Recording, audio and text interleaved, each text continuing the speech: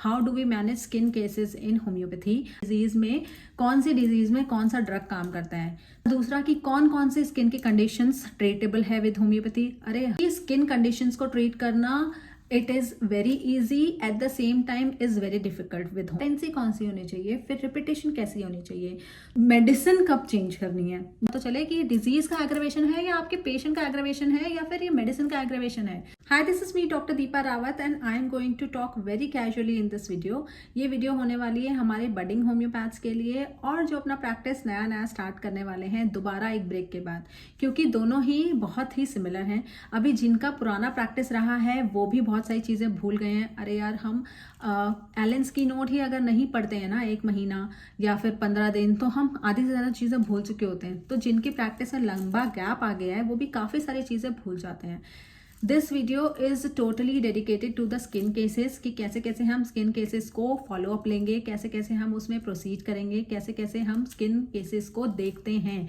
How do we manage skin cases in homeopathy according to mind method only. तो सबसे पहला question यही होता है कि डिजीज में कौन सी डिजीज में कौन सा ड्रग काम करता है। तो ये क्वेश्चन मुझसे पूछना बिल्कुल बेकार है, क्योंकि कोई स्पेसिफिक डिजीज के लिए कोई स्पेसिफिक मेडिसिन मेरे दिमाग में नहीं आ सकती। मैं माइंड मेथड से ट्रीट करती हूँ तो मेरे दिमाग में पर्सनैलिटी आती है, मेरे दिमाग में सिम्टम नहीं आता। और दूसरा कि कौन कौन से स्किन की कंडीशंस ट्रीटेबल है विद होम्योपैथी। अरे हर स्किन कंडीशन ट्रीटेबल है विद होम्योपैथी, क्योंकि स्किन कंडीशंस को ट्रीट करना it is very easy, at the same time is very difficult with homeopathy. क्योंकि इजी कैसे है, हमें सामने सामने सब दिखता है, और डिफिकल्ट कैसे है कि हमें सामने सामने सब दिखते हुए भी कई बार हम मिस कर जाते हैं चीज़ें और हमारी ड्रग हिट नहीं कर पाती और पेशेंट बहुत ज़्यादा इरिटेट होता है विद स्किन डिजीजेस, क्योंकि उसमें एम्बैरसमेंट भी होता है कि कैसा दिख रहा है, अच्छा नहीं दिख रहा, अच्छा नहीं लग रहा। दूसरा irritation, itching, redness, pain, burning, इन सब कंडीशंस में पेशेंट हमारे पास आता है तो हम कई बार बहुत हेल्पलेस फील करते हैं कि यार कैसे इसको ट्रीट करें, अगर हमारे पास सब कुछ हमें नज़र आ रहा है, सब कुछ हमें दिख रहा है, फिर भी हम अपने पेशेंट को ट्रीट नहीं कर पाते। तो यहाँ पे डिफिकल्टी आती है स्किन कंडीशंस को ट्रीट करने के लिए। So answer for the first question is which remedy you should select. तो you should select the remedy on the basis of the presentation of the patient, on the basis of the nature of the patient and on the basis of the individualization. Second is what kind of diseases in skin can be treatable or can be treated with homeopathy. तो सभी condition, skin conditions को आपको लेना चाहिए, आपको बिल्कुल लेना चाहिए, क्योंकि you should be confident about treating skin conditions in homeopathy. और सब लोग बोलते भी है कि स्किन में होम्योपैथी बहुत अच्छा काम करती है, सब लोग बोलते हैं, लेकिन आप लोग नहीं मानते हैं कि स्किन में अच्छा काम करती है। तो सबसे पहले क्वेश्चन का आंसर तो मिल गया है कि मेडिसिन कौन सी होनी चाहिए। सेकंड क्वेश्चन आता है कि पोटेंसी कौन सी होनी चाहिए, फिर रिपीटेशन कैसी होनी चाहिए। तो जितना मैंने अपने एक्सपीरियंस में देखा है कि आप अगर श्योर हैं अबाउट योर रेमेडी तो you should start with the medium potency 200। अगर आप श्योर नहीं हैं और आप सिम्टोमेटिक देना चाहते हैं या अभी आप अपनी रेमेडी के लिए एकदम सिमिलिमम नहीं है आपके पास, तो आप 30 से स्टार्ट कर सकते हैं। 200 से आप स्टार्ट कीजिए। अगर आपको रिलीफ आता जा रहा है तो आप 1 mp, 10 mp, 50 mp भी जा सकते हैं।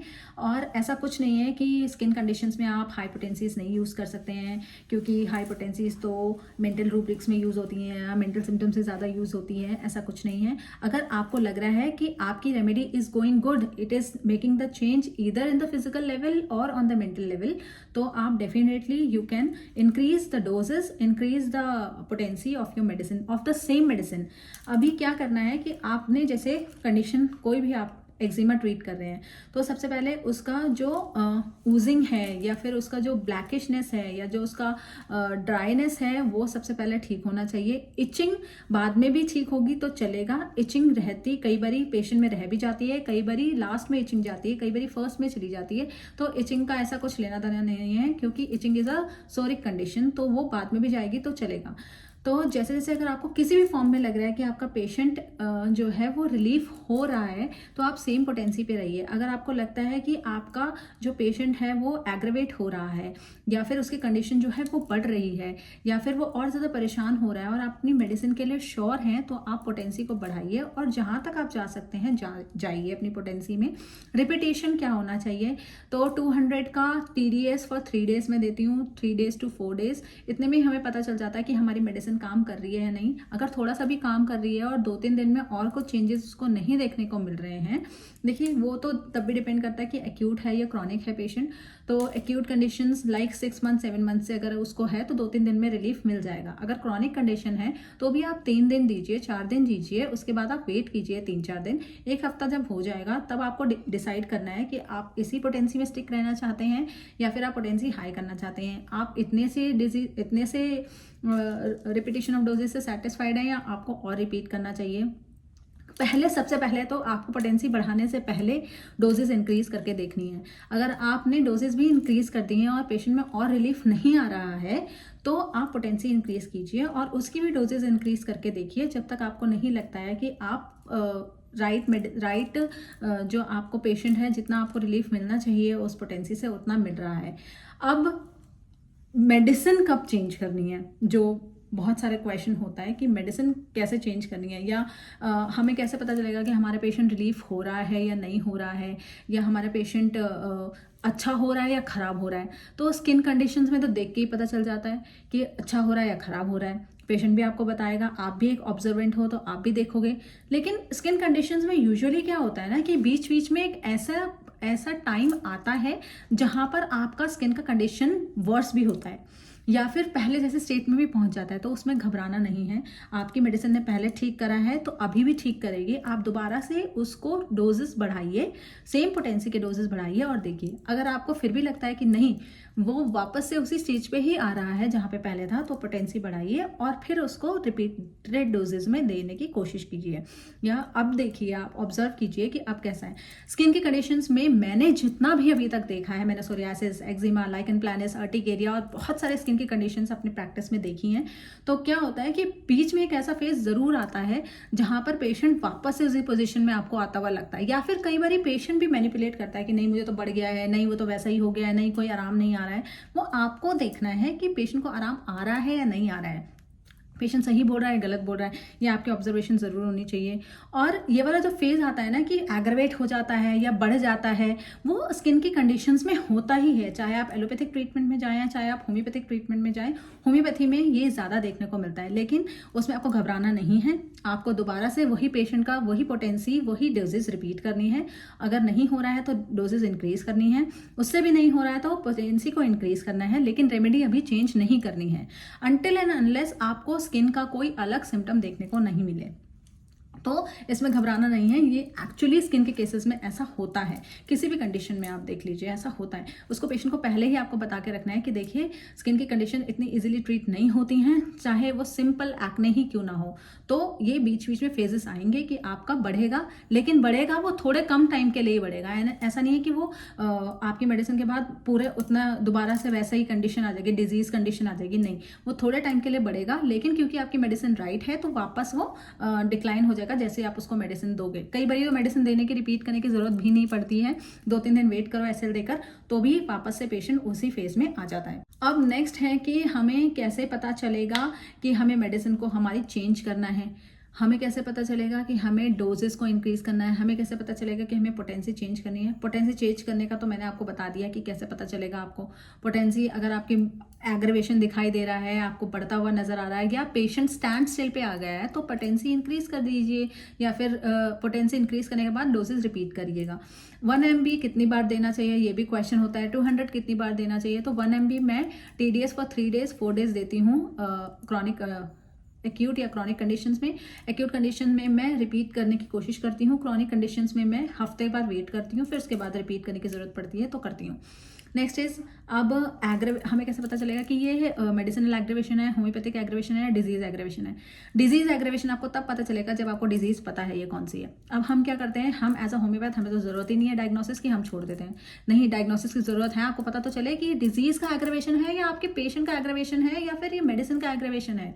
तो डिजीज एग्रेवेशन तो तभी पता चलेगी जब आपको डिजीज की पूरी तरह से नॉलेज। अगर पेशेंट आपके पास डायग्नोस होकर आता है तो वेल एंड गुड, नहीं आता है तो आप कोशिश कीजिए डायग्नोसिस की, तो आपको डिजीज एग्रेवेशन पता चलेगी। Second is it a medicinal aggravation और it is a homeopathic aggravation. Medicinal aggravation तो तब आएगी ना जब आप बार बार उसको मेडिसिन दोगे, जब आप बार बार रिपीट करोगे। तो रिपीट तो आप करोगे नहीं इतनी बार, क्योंकि आप अगर माइंड मेथड से चल रहे हो तो रिपीटेशन का तो इतना ज़्यादा बनता नहीं है। तो ये मेडिसिनल एग्रेवेशन तो चला गया, आपको भी पता है कि आपने कितने टाइम तक उसको मेडिसिन दी है। Second is homeopathic aggravation. कैसे पता चलेगा कि होम्योपैथिक एग्रेवेशन है, कब हमें रुक जाना है। होम्योपैथिक एग्रेवेशन अगर आती भी है तो वो थोड़े टाइम के लिए आती है और फिर उसके बाद वो वापस उसी कंडीशन में आ जाता है। और होम्योपैथिक एग्रेवेशन सबसे इजीली कंट्रोल हो सकता है, क्योंकि अगर आपने अपने डोजेस को रोक दिया तो होम्योपैथिक एग्रेवेशन चला जाएगा। और होम्योपैथिक एग्रेवेशन में पेशेंट इतना ज़्यादा रेस्टलेसनेस भी फील नहीं करता, इतना ज़्यादा अनईजी भी फील नहीं करता, उसको थोड़ा डिस्कम्फर्ट होता है लेकिन वो काम चला लेता है। और वो होम्योपैथिक एग्रेवेशन एक्यूट कंडीशंस में तो कुछ आवर्स में या 1 डे में नीचे आ जाती है, और अगर क्रॉनिक कंडीशन है तो वो विद इन अ वीक आराम से नॉर्मल हो जाता है पेशेंट। उसमें आपको उसको काउंसिल करना है और उसको बता के उसको अपने साथ जोड़ के रखना है। तो यहाँ पर ये केसेस जो हैं इस तरह से हम देख सकते हैं कि हमारी एग्रेवेशन कौन सी हुई है। अब मेडिसिन हमें स्किन के केसेस में कितनी फ्रिक्वेंटली चेंज करनी है। अगर मेडिसिन आपकी राइट है तो आप कितने भी लंबे टाइम तक आप डोजेस को दे सकते हो, बीच में गैप देके। जैसे जैसे आपको लगता है कि पेशेंट मेरा स्टैंड स्टिल पे आ गया तो आप दोबारा रिपीट कर दो।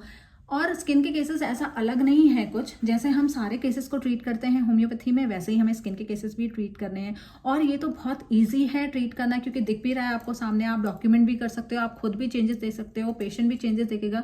तो ऐसा नहीं है कि आपको पेशेंट को बहुत ज़्यादा काउंसिल करने की ज़रूरत है कि ये वो देखो अब ठीक हो रहा है, देखो नहीं ठीक हो रहा है ना। वो पेशेंट को खुद ही दिख जाएगा कि ठीक हो रहा है या नहीं ठीक हो रहा है, या उसको खुद ही पता चल जाएगा और आपको भी पता चल जाएगा। तो स्किन के cases are not that much hyped है। It is according to me and what I have seen in my practice, the skin cases are very easy to treat and they are very easy to handle actually, क्योंकि आपको सामने सब कुछ दिखता है। और mind method से कर रहे हो तो थोड़ा सा और ज़्यादा इजी हो जाता है आपको ट्रीट करना पेशेंट को, क्योंकि थेरेप्यूटिक में अगर आप जाते हो या फिर आप सिम्टोमेटिक जाते हो तो आप स्किन के केसेस में एक जगह के स्टैंड स्टिल हो जाते हो और आपको पता नहीं चलता है कि अब क्या करना है। तो माइंड मेथड में हमें कंप्लीट क्योर देखने को मिलता है, इस कारण से मैं माइंड मेथड में ज़्यादा बिलीव करती हूँ। Next is potencies. तो लोअर पोटेंसी से हायर पोटेंसीज, आप किसी भी पोटेंसी का इस्तेमाल कर सकते हो। अगर आपकी मेडिसिन आपको बिल्कुल सही लग रही है और आपको लग रहा है कि CH स्केल अब काम नहीं कर रहा है, तो क्या होता है कि अब आपको जाना है LM पोटेंसी पे। तो LM पोटेंसी की आपकी रिपीटेशन रेगुलरली मतलब डेली हो सकता है। पहले हम BD से स्टार्ट करते हैं, फिर OD स्टार्ट करते हैं फॉर अ वीक और 10 डेज, जैसा जैसा भी आपको रिलीफ मिलता जाता है। तो उस तरह से आप LM पोटेंसी को भी दे सकते हैं। तो ऐसा मुझे लगता नहीं है कि स्किन के केसेस में बहुत ज़्यादा कुछ करने की ज़रूरत है। वो वाला जो एक फेज़ है जो आता है, जो एग्रेवेशन का फेज़ आता है, उसको आपने देखना है कि वो मेडिसिन से हो रहा है या आपके पेशेंट का एग्रेवेशन है या फिर डिजीज़ का एग्रेवेशन है। अगर डिजीज़ के बारे में नहीं पता होगा तो आप मेडिसिनल एग्रेवेशन सोच के उसको ट्रीट करोगे या होम्योपैथिक एग्रेवेशन सोच के उसको देखोगे। अब कब आपको मेडिसिन चेंज करनी है, स्किन के केसेस में भी आप उतने ही फ्रिक्वेंटली चेंज कर सकते हैं। अगर आपको नहीं लग रहा है कि अब ये चेंज नहीं हो रहा है, मेडिसिन मेरी कुछ चेंज नहीं लेके आ रही है इसके कंडीशन में, तो you can change the medicine, और वो भी आप 200 से स्टार्ट करो। You can go to any potency. वैसे स्किन के कंडीशन में थेरेपेटिकली बोलते हैं कि लोअर पोटेंसीज बहुत अच्छा काम करती हैं, लेकिन मैं लोअर पोटेंसीज यूज़ कम करती हूँ। मैंने देखा है अपने सीनियर्स को जो 6x से भी ठीक करते हैं स्किन के केसेस, 30 से भी सही करते हैं, 12x से भी ठीक करते हैं, CH में भी 6, 3, 1 इनसे भी ठीक करते हैं।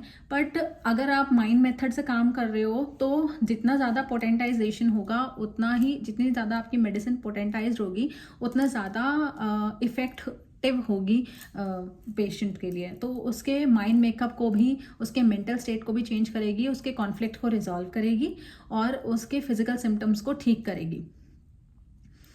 So this is all about my experience in skin cases, in skin diseases. अगर स्पेसिफिकली आप किसी स्किन डिजीज़ के बारे में, उसके ट्रीटमेंट के बारे में, उसके प्रोटोकॉल के बारे में जानना चाहते हैं, पूछना चाहते हैं, तो you can ping me up. You can also join the Telegram channel, जिसका लिंक मैंने डिस्क्रिप्शन बॉक्स में भी दिया हुआ है और मेरे चैनल के लिंक्स में भी आपको लिंक मिल जाएगा। वहाँ पर आप चैनल को ज्वाइन कर सकते हैं और पूछ भी सकते हैं जो भी आपकी क्वेरीज हो। Thank you so much.